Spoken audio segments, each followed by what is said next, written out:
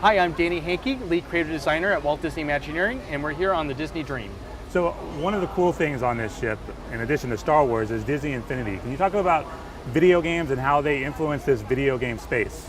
Yeah, well, I'm a huge fan of Disney Infinity. I think I own all the figures that has been released. You know, my wife is very supportive of that. So I own all the figures, and we knew we wanted to create a space that can feature all sorts of different characters and that had a lot of technology to it. And so we were like, well, why not Disney Infinity? You can do Disney, Pixar, Marvel, Star Wars characters. You get to build your own toy boxes, very interactive experience. And so that's how it all came to fruition. How did you guys work with Avalanche and Disney Interactive on that particular project? Oh, Disney Interactive and Avalanche were great partners throughout the whole process. The big one for them was designing our exclusive Oceaneer band content. So we worked with them to design the little cruise ship race car and some of the exclusive toy boxes.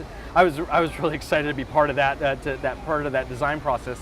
And then they gave us a lot of input about kind of the physical design of the space. We want to make sure it felt like a blank slate. So that's kind of the look and feel. And then we use lighting to kind of change the look of the space every 5 minutes.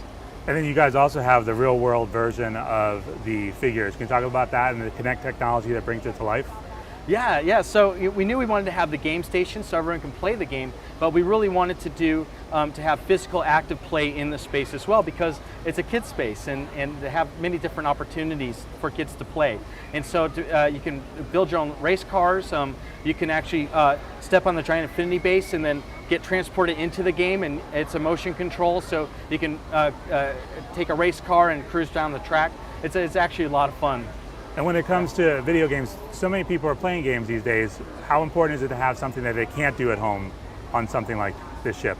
Well, I think that's part of the storytelling that Disney does, is that delivering experiences that you can't find anywhere else. So Disney Infinity, even though you have your own personal copy and you can play it at home and build your own toy boxes, we want to make sure we created experiences that you can only find here in the Oceaneer Club for the kids and adults. I've seen adults really enjoy all that too. They love the game and they love to transport themselves into the game as well.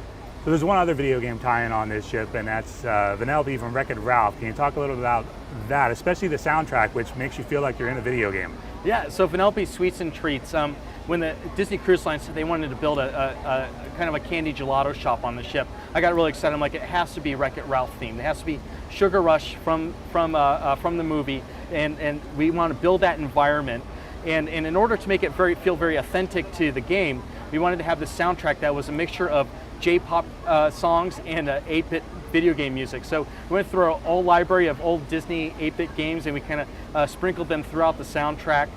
Everything in the game, it's a mixture of video games, racing, and the world of candy. And so it's a really unique feel in that whole environment.